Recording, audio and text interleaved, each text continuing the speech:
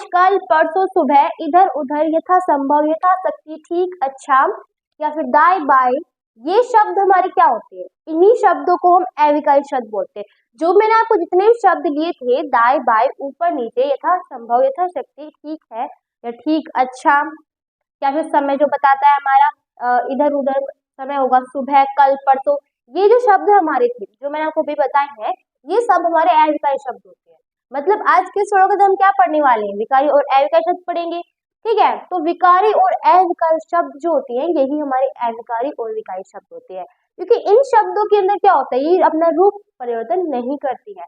अब जैसे मैंने आपको बोला कि कल परसों सुबह, अब आपको नहीं इसका रूप परिवर्तन करवाना है, तो आप कैसे करवाओगे? नहीं करवा पाओगे। कैसे? अब देखो इसके डेफिनेशन में कहा है कि अविकारी शब्द जो शब्द लिंग वचन कारक काल से अप्रभावित होते हैं, मतलब जिन पर लिंग वचन कारक का कोई प्रभाव नहीं पड़ता हो, उन्हें हम अव्यय कहते हैं। मतलब अब जैसे कल है, कल को अगर हम स्त्रीलिंग करें तो मतलब इसका लिंग बदले तो भी कल रहेगा, वचन बदलोगे तो भी कल रहेगा, अगर कारक यूज करोगे तो भी कल ही रहेगा, इसका रूप परिवर्तन नहीं होगा। तो ये हमारा क्या है? अव्यय है। ठीक है, तो दोस्तों स्वागत है आपका हमारे YouTube चैनल स्टूडेंट इंडिया पर। दोस्तों आज की वीडियो में हम यही पढ़ने वाले हैं कि अव्यय और अविकल शब्द होते क्या है। तो अव्यय और अविकल शब्द एक ही होते हैं, जिसे हम अव्यय बोल सकते हैं और अविकल शब्द बोल सकते हैं। तो ये शब्द होते हैं ऐसे शब्द है जिनका रूप हम किसी भी कंडीशन में बदल नहीं सकते, जो जैसे है वो वैसे ही रहेगा। ठीक है, पहले तो पढ़ने से पहले हम ये जान लेते हैं कि आखिर ये अविकल शब्द आया कहाँ से, किसका भेद है। तो दोस्तों पिछली वीडियो के अंदर मैंने आपको मतलब क्लास 4 के अंदर मैंने आपको वाक्य पढ़ाए थे, और उसे क्लास 3 के अंदर जो क्लास 3 पढ़ाई थी उसमें शब्द पढ़ाए थे। तो शब्द के जो शब्द थे वो 4 भागों में बांटे गए थे। हमारे जो शब्द है उन्हें 4 भागों में बांटा गया था, उनका वर्गीकरण किया गया था। पहले था प्रयोग के आधार पर, रचना के आधार पर, उत्पत्ति या फिर स्रोत के आधार पर और अर्थ के आधार पर। तो उन्हीं में से जो प्रयोग का आधार है हमारा, प्रयोग के आधार पर शब्द के दो भेद होते हैं, विकारी और अविकारी शब्द। विकारी शब्द हम नेक्स्ट वीडियो के अंदर पढ़ेंगे, इस वीडियो के अंदर हम अविकारी शब्द पढ़ेंगे। ठीक है, तो अविकारी शब्द और विकारी शब्द, देखो ये विकारी शब्द होते हैं ना, हमारा विकारी शब्द होता है, ये ऐसे शब्द होते हैं जिनका रूप हम बदल सकते हैं, पर अविकारी शब्द का रूप हम नहीं बदल सकते। ठीक है, तो क्लास 5 के अंदर हम अविकारी शब्द पढ़ेंगे और क्लास 6 के अंदर हम विकारी शब्द पढ़ेंगे। ठीक है, तो इस क्लास 5 के अंदर जो हम पढ़ने वाले हैं अव्यय शब्द मतलब अविकारी शब्द, उसे हम शुरू करते हैं। तो दोस्तों अव्यय क्या होता है? अव्यय मैंने को बताया है कि अविकारी शब्द, अव्यय को हम क्या कह सकते हैं? अविकारी शब्द बोल सकते हैं। तो अविकारी शब्द जो शब्द लिंग जिस शब्द के अंदर, मतलब अविकारी शब्द जो शब्द लिंग वचन कारक काल से अप्रभावित होते हैं, मतलब उन पर लिंग वचन कारक का कोई प्रभाव नहीं पड़ता, लिंग हो वचन हो कारक हो काल हो, किसी का भी प्रभाव नहीं पड़ता। तो अप्रभावित का मतलब क्या होता है? जिसपे किसी का प्रभाव ना पड़े। अप्रभावित का अर्थ होता है जिस पर किसी भी का प्रभाव ना पड़े, उसे हम बोलते हैं अप्रभावित। और वही हमारा अविकारी शब्द होता है कि ऐसे शब्द जिन पर ना तो लिंग का प्रभाव पड़े, ना वचन का प्रभाव पड़े, ना कारक का पड़े और ना ही काल का पड़े। जैसे कि उदाहरण में दूंगी मैं आपको, अब मैंने आपको कल ही लिया था ना, कल का था।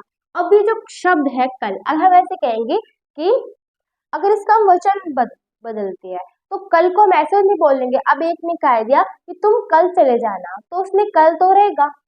ठीक है, अब तुम इसका अगर तुम इसका वचन बदलोगे तो तुम ऐसे तो नहीं कहोगे ना कि तुम कलो चले जाना, कल ही कहोगे। अगर तुम्हें इसका वचन बदलना हो या फिर इसका लिंग बदलना हो, कारक बदलना हो, काल बदलना हो, कुछ भी बदल लो, परंतु जो कल है ना वो कल ही रहेगा, नहीं बदला जाएगा। ठीक है, तो अप्रभावित शब्द वे शब्द होते हैं मतलब जिन पर किसी चीज का प्रभाव न पड़ता हो, और अविकारी शब्द अप्रभावित का मतलब होता है जिस पर किसी चीज का प्रभाव न पड़ता हो, और अविकारी शब्द वे होते हैं जिस पर कि लिंग वचन कारक काल का कोई प्रभाव न पड़े। ठीक है, उसी को हम क्या कहते हैं? अव्यय शब्द कहते हैं। तो अव्यय शब्द तो शायद आप समझ ही होंगे। अगर आपको कुछ डाउट हो रहा है कि अव्यय क्या होते हैं, तो जब इसके भेद पढ़ेंगे ना तब इनके बारे में थोड़ा अच्छी तरह से जानकारी हमें मिलेगी। ओके, तो अव्यय जो होते हैं हमारे मतलब अविकारी शब्द जो होते हैं उनके हमारे 4 भेद होते हैं, क्रिया विशेषण, क्रिया विशेषण अव्यय, संबंध बोधक अव्यय, विस्मयादि बोधक अव्यय और समुच्चय बोधक अव्यय। ठीक है, तो चार भेद में से पहले हम पढ़ने वाले हैं कि क्रिया विशेषण अव्यय क्या होते हैं। जो क्रिया विशेषण अव्यय है इसके भी चार भेद होते हैं। किसके? क्रिया विशेषण अव्यय के। संबंध बोधक के कोई भेद नहीं होते, विस्मयादि के नहीं होते और समुच्चय बोधक के नहीं होते। ठीक है, तो क्रिया विशेषण के हम चार भेद पढ़ेंगे। समझ में आ गया? तो दोस्तों अब हम पढ़ते हैं इनके भेद कितने होते हैं। दोस्तों अब हम पढ़ते हैं अव्यय का जो पहला भेद होता है हमारा क्रिया विशेषण, वो क्या होता है। तो क्रिया विशेषण वो जो शब्द क्रिया की विशेषता बताते हैं उन्हें क्रिया विशेषण कहते हैं। और मैंने आपको पहले बताया था कि जो संबंध बोधक, पता है संबंध बोधक, समुच्चय बोधक और विस्मयादि बोधक कोई भेद नहीं होते, पर होती है उनके भेद भी। मैंने आपको गलत बताया था, उनके भेद तो होते ही हैं, पर इस वीडियो के अंदर उनके भेद नहीं पढ़ेंगे। इस वीडियो के अंदर हम सिर्फ क्रिया विशेषण के भेद पढ़ेंगे और जो संबंध बोधक, समुच्चय बोधक अव्यय और विस्मयादि बोधक अव्यय है उनके भेद हम नेक्स्ट वीडियो के अंदर पढ़ेंगे। ठीक है, उनके लिए मैं अलग अलग वीडियो बनाऊंगी, अलग से संबंध की और अलग से समुच्चय की और अलग से विस्मयादि की, क्योंकि उनके बहुत ज्यादा भेद आते हैं। 10-10 भेद है उनके, किसी के 10 है तो किसी के थोड़े ज्यादा है। ठीक है, तो इनके जो वीडियो है मैं आपको नेक्स्ट वीडियो के अंदर अलग अलग तरीके से बनाऊंगी और अलग अलग वीडियो डिफरेंट वीडियो बनाऊंगी। ठीक है, तो पहले हम पढ़ेंगे क्रिया विशेषण के भेद और क्रिया विशेषण क्या होता है। तो इस वीडियो के अंदर मैं आपको क्रिया विशेषण और क्रिया विशेषण के भेद बताऊंगी और संबंध बोधक, विस्मयादि बोधक और समुच्चय बोधक बताऊंगी। उनके भेद जो होते हैं वो नेक्स्ट वीडियो के अंदर आपको बता दूंगी क्या होते हैं, वो पढ़ा दूंगी। ठीक है, तो क्रिया विशेषण वे होते हैं कि जो शब्द क्रिया की विशेषता बताते हैं। अब विशेषण, अपने विशेषण तो पढ़े होंगे ना, विशेषण क्या होते हैं। विशेषण संज्ञा सर्वनाम की विशेषता बताने वाले शब्द को हम बोलते हैं विशेषण। और जो क्रिया की विशेषता बताते हैं, जो संज्ञा और सर्वनाम की विशेषता बताए उन्हें विशेषण कहते हैं, और जो क्रिया की विशेषता बताए उन्हें क्रिया विशेषण कहते हैं। ठीक है, जैसे कि आज सुबह से बार बार फोन की घंटी बज रही है, इसके अंदर फोन की जो घंटी बजना होता है, जो काम हो रहा है घंटी का बजना, वो कितने बार बज रहा है? बार बार। ये क्रिया मतलब हमारा क्रिया विशेषण हुआ। और कितने बजे मतलब कब बज रही है वो बताता है सुबह। दो है इसमें क्रिया विशेषण, पहला बार बार और दूसरा सुबह। मतलब आज सुबह से बार बार फोन की घंटी बज रही है, तो जो फोन की जो घंटी बज रही है वो कितने बार बज रही है और कब बज रही है, ये जो हमें बताता है, ये बताता है क्रिया विशेषण। मतलब ये हमें क्रिया की विशेषता बताते हैं, जो हमारी क्रिया हो रही है उसकी विशेषता क्या है, कि उसमें क्या खास है। विशेषता मतलब उसमें ऐसे खास क्या है, तो खास ये है कि उसमें जो बज रही है ना वो आज सुबह बजी है और बहुत बार बार बज रही है। ये क्रिया जो है ना, फोन घंटी का बजना, जो हमारी घंटी बज रही है ना, घंटी का जो बजना होता है ना, उसकी विशेषता है बार बार और सुबह, क्योंकि जो घंटी है वो कितनी बार बज रही है? बार बार बज रही है। कब बजी? सुबह बजी। उसकी बातें बता रहा, विशेषता बताई। ठीक है, तो क्रिया विशेषण वे होते हैं जो क्रिया की, जो हमारी जो क्रिया हो रही है ना उनकी विशेषता बताए। जैसे कि घोड़ा तेज दौड़ रहा है, या फिर घोड़ा बहुत तेज दौड़ रहा है, तो घोड़ा जो दौड़ रहा है वो कैसे दौड़ रहा है। अब दौड़ना तो एक क्रिया है, परंतु जो कैसे दौड़ रहा है, बहुत तेज दौड़ रहा है, तो बहुत तेज हमारा क्या है? क्रिया विशेषण है इसके अंदर। ठीक है, कि जो हमारा दौड़ तो रहा है पर कैसे दौड़ रहा है? बहुत तेज दौड़ रहा है। अगर हम ऐसे लेते हैं कि आज सुबह से घोड़ा बहुत तेज दौड़ रहा है, तो इसके अंदर जो दौड़ रहा है ना, वो एक तो वह बहुत तेज दौड़ रहा है, कैसे? बहुत तेज। कब दौड़ा? सुबह दौड़ा। तो ये हमारा क्या होता है? क्रिया विशेषण कहलाता है। क्रिया विशेषण के चार भेद होते हैं। कालवाचक, जो समय के कालवाचक, स्थानवाचक, रीतिवाचक, परिमाणवाचक। तो जो ये चार भेद होते हैं ना, उनके जो नाम से ही इनका जो अर्थ छुपा हुआ है। जैसे कि इसमें है कालवाचक, तो काल, कोई काल, समय, काल मतलब समय होता है। स्थान, कोई भी जगह। रीति, किसी काम में करने का ढंग। परिमाण, मापतोल होते किस चीज की मापतोल करना, वो परिमाण में आता है।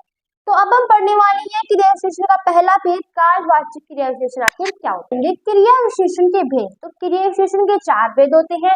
कालवाचक क्रिया विशेषण, स्थानवाचक, रीतिवाचक और परिमाणवाचक। तो कालवाचक क्या होता है, देखो नाम से ये पता चल रहा है, काल, काल का मतलब समय होता है। तो कोई भी समय का जो समय बताता हूं मैं, वो हमारा कालवाचक क्रिया विशेषण कहलाता है। मतलब जो क्रिया विशेषण, जो हमारी क्रिया जो विशेषण होती है, वे क्रिया के समय को बताती है। जो तुम्हारी क्रिया हो रही है ना, उसके समय को बताती है, उन्हें क्रिया विशेषण कहते हैं। जैसे कि उदाहरण है, पर जैसे पढ़ेंगे बार बार, सुबह, कल, परसों, आज आदि। जैसे मैंने आपको बताया कि बार बार का उदाहरण मैंने आपको बताया था कि आज सुबह फोन पर बार बार घंटी बज रही, तो आज सुबह बार बार फोन पर घंटी बज रही है। तो आज सुबह बार बार फोन पर घंटी बज रही है, इसके अंदर जो है ना हमारा सुबह है, सुबह, जो हमारा सुबह है, ये हमारा क्या है, समय। मतलब किस समय बज रही है, वो बताता है समय, कि हमारे फोन पर जो घंटी है वो किस समय बज रही है। तो उस समय जो है ना वो हमारा क्रिया विशेषण कहलाएगा, और वो समय है सुबह का, कि सुबह बज रही है। ठीक है, तो और बार बार, कितने बार बज रही है, बार बार नहीं वो होता है क्या, बार बार का मन डरा दिया।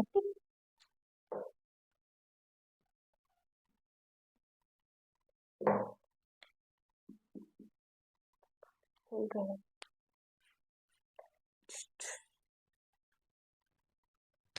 तो अब हम पढ़ेंगे अव्यय का, जो हमारा अव्यय के भेद है, चार भेद, कालवाचक, स्थानवाचक, द्वितीयवाचक, परिमाणवाचक, इनके बारे में पढ़ेंगे।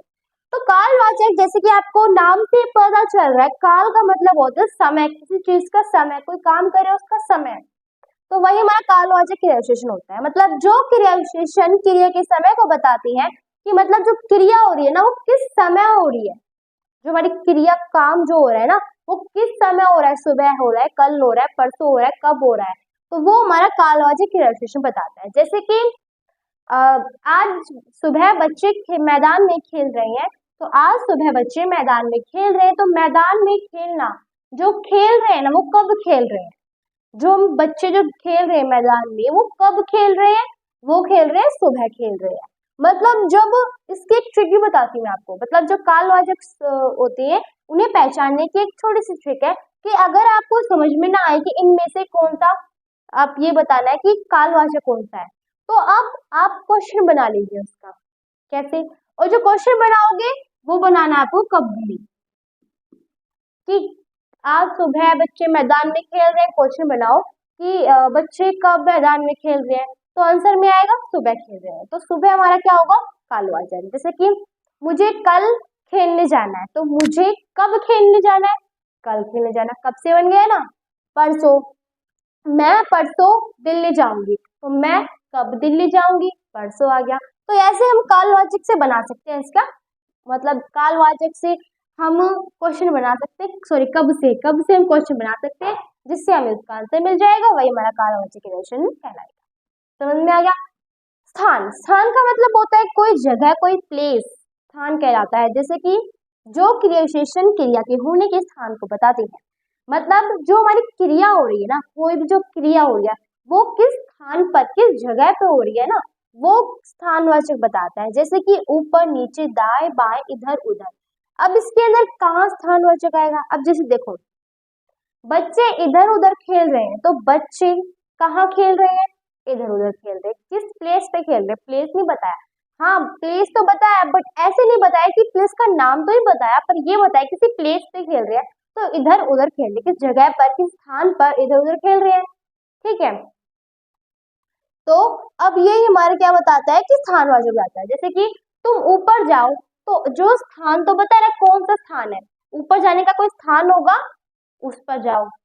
नीचे आओ, एक स्थान है, उससे हमें नीचे आना है, मतलब उस स्थान पर हमें जाना है, पर ऊपर से हमें नीचे आना है, तो उस स्थान पर जाना है। जैसे कि देखो, बच्चे ऊपर खेल रहे हैं, तो बच्चे कहाँ खेल रहे हैं, ऊपर खेल रहे हैं। बच्चे नीचे सो रहे हैं, बच्चे कहाँ सो रहे हैं, नीचे सो रहे हैं। और दाएं, बता दाएं है, तुम दाएं तरफ जाओ, तुम कहाँ जाओ, दाएं तरफ जाओ। तुम बाएं तरफ खेलो, तुम कहाँ खेलो, बाएं तरफ खेलो। अगर आपको इसका भी क्वेश्चन बनाना हो तो ऐसे इसका क्वेश्चन हमें कहाँ से बनाना है, मतलब हमें कहाँ जा रहे हैं, क्या कर रहे हैं, क्या वो कर रहे हैं, वो सब हमारे बताएगा स्थान। ठीक है, मतलब कहाँ से आप क्वेश्चन बनाओगे तो आंसर में जो भी मिलेगा वो हमारा स्थानवाचक होगा। कब से बनाओगे तो कालवाचक बने, कालवाचक होगा। रीतिका, जो क्रिया विशेषण क्रिया की रीति व शैली के विषय में बताता हूँ, मतलब क्रिया जो हो रही है किस प्रकार से हो रही है, कैसे हो रही है वो क्रिया, वो हमें बताता है रीतिवाचक। तो क्रिया की जो शैली होती है, रीति होती है, कोई ढंग होता है, इसे हम ढंग ही बोल सकते हैं। कि जो रीतिवाचक का मतलब होता है किसी काम की होने का ढंग, तरीका, वो रीति बताता है। जैसे कि मत, ठीक, अच्छा, नहीं, धीरे धीरे, बहुत तेज, ऐसे आदि हो जाएंगे। जैसे मैंने उदाहरण पहले बताया था कि घोड़े बहुत तेज दौड़ रहे हैं, तो जो घोड़े है ना वो कैसे दौड़ रहे हैं, बहुत तेज। ये क्रिया विशेषण तो है कि बहुत तेज, हाँ क्रिया विशेषण है, पर क्रिया विशेषण कौन सा है? कालवाचक का क्रिया विशेषण है, स्थानवाचक है, या फिर रीति का है? वो रीतिवाचक क्रिया विशेषण है, क्योंकि जो बच्चे है ना वो बहुत तेज दौड़ रहे हैं। अब इसमें हम कब से लगाएंगे, बच्चे कब दौड़ रहे हैं, तो बहुत तेज, क्वेश्चन बना नहीं बना, कहाँ दौड़ रहे हैं, बहुत तेज, ये भी नहीं बना। अब हम ऐसे लेंगे कि बच्चे बहुत तेज, सॉरी, घोड़े बहुत तेज दौड़ रहे हैं, तो घोड़े कैसे दौड़ रहे हैं, तो इसमें क्वेश्चन बनेगा कैसे से, कि घोड़े कैसे दौड़ रहे हैं, बहुत तेज दौड़ रहे हैं। ऐसे ही होगा, कछुआ धीरे धीरे चल रहा है, तो कछुआ कैसे चल रहा है, धीरे धीरे चल रहा है। तो अगर आप इसका क्वेश्चन बनाओ तो बनेगा कैसे के अंदर, और ये हमें मतलब किसी काम के करने के ढंग को बताता है कि जो घोड़ा है ना किस कैसे कर, जो काम कर रहा है ना किस ढंग से कर रहा है, तेज ढंग से कर रहा है। रीति मतलब कछुआ किस ढंग से चल रहा है, ढंग से चल रहा है। परिमाण का मतलब होता है कोई भी हमें मात्रा, मापतोल, मात्रा बताता हो, जो क्रिया विशेषण क्रिया की मात्रा को बताते हैं, जैसे कि बहुत, थोड़ा, कम, ज्यादा, मतलब यह बहुत थोड़ा है, या फिर यह दूध बहुत थोड़ा है, यह पानी बहुत ज्यादा है, तो यह पानी बहुत ज्यादा है, यह दूध बहुत कम है। तुम मात्रा को बताना है, जैसे कि हाँ तुम बहुत तेज बोलते हो, तो बहुत तेज का मतलब तो एक तो ये होगा कि हाँ ये रीति बता रहा है कि तुम इतनी तेज बोलते हो, और एक बहुत तो तेज तो हमारा रीति का होगा, और एक बहुत तेज ऐसा होगा कि मतलब कि तुम्हारी जो डिग्री होती है बोलने की वो ज्यादा ही है, मात्रा, जो तुम्हारी मात्रा है तेज बोलने की वो ज्यादा हो रही है, तो वो होता है परिमाण, कोई मात्रा को बताता है। ठीक है, थोड़ा, मुझे थोड़ा सा पानी दे दो, तो मुझे कितना पानी चाहिए, उसकी मात्रा है कि थोड़ा सा चाहिए। ठीक है, तो यही हमें बताता है परिमाण। इसका क्वेश्चन बनाओगे तो कितना बनेगा, मुझे कितना पानी चाहिए, तुम कितना बोल रहे हो, बहुत तेज बोल रहे हो, तुम बहुत ज्यादा ही बोल रहे हो। ठीक है, तो ये हमारा होता है क्रिया विशेषण हो गए हैं। तो क्रिया विशेषण में कंप्लीट कर लिए, और ये सब हमारे अव्यय ही है, कब, सुबह, सब ये सब हमारे अव्यय है। उन अव्यय के नाम लगे दिए कि हाँ इन अव्यय को ये नाम है। तो अब दोस्तों क्रिया विशेषण हमने कंप्लीट पढ़ लिए, अव्यय क्या होते हैं जान गई ना, मतलब आप जो अव्यय होते हैं ना उनका जो रूप है ना किसी भी कंडीशन में नहीं बदलता है, उन्हें हम अव्यय बोलते हैं। तो अव्यय के हमारे कितने भेद होते हैं, 4, क्रिया विशेषण, स्थान क्रिया क्रिया विशेषण हो गए, संबंध बोधक हो गए, समुच्चय बोधक हो गए, और विस्मृति बोधक, 4 भेद होते हैं। क्रिया विशेषण ने पढ़ लिया है, उनके भेद ने पढ़ लिए। तो क्रिया विशेषण का टॉपिक कंप्लीट हो चुका है। अब हम पढ़ेंगे संबंध बोधक। तो संबंध बोधक हमारा क्या होता है कि किसी शब्दों के अंदर, वाक्यों के अंदर संबंध को जो दिखाता है उसे संबंध बोधक कहते हैं। तो संबंध बोधक जो भेद होते हैं वो हम नेक्स्ट वीडियो में पढ़ेंगे, और संबंध बोधक भी हम नेक्स्ट वीडियो में पढ़ेंगे, क्योंकि अगर हम अभी पढ़ेंगे तो ज्यादा बड़ी वीडियो बन जाएगी। ठीक है, तो नेक्स्ट वीडियो के अंदर मैं आपको संबंध बोधक के साथ उनके भेद भी पढ़ाऊंगी। ओके, तो अब इस वीडियो को हम अभी खत्म करते हैं। अगर आपको मेरी वीडियो अच्छी लगी हो तो इसे अपने दोस्तों को शेयर कर देना, ताकि ये भी समझ सके, और इस वीडियो को सब्सक्राइब भी कर देना, ताकि जो नेक्स्ट वीडियो में संबंध बोधक, समुच्चय बोधक, विस्मृति बोधक ये सब पढ़ाऊं, उनकी नोटिफिकेशन आपको जल्दी मिल जाए। ठीक है, अगर आपको मेरी वो वीडियो देखनी है तो प्लीज इस चैनल को सब्सक्राइब कर देना। ठीक है, तो एंड नेक्स्ट वीडियो, पिछली वीडियो के अंदर मैंने आपको पढ़ाया था कि वाक्य क्या होते हैं, वाक्य, शब्द, वर्ड, ये सब पढ़ाए थे, और उसे सबसे स्टार्टिंग में मैंने आपको पढ़ाए थे भाषा, लिपि और व्याकरण। ओके, तो ये हमारी जो क्लास 5 थी वो कंप्लीट हो चुकी है। क्लास 6 के अंदर हम नए टॉपिक के साथ मिलेंगे। ठीक है, तो अगर आपको मेरी वीडियो अच्छी लगी हो तो फिर लाइक, सब्सक्राइब एंड शेयर करना। Thanks for watching my video.